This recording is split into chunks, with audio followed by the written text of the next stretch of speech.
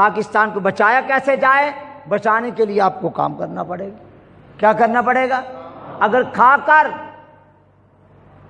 تر نوالے کھا کر ٹھنڈی بوتل پی کر نیند کے خراٹے لینے ہیں تو پھر تمہارا تحفظ کوئی نہیں کیا کرتا۔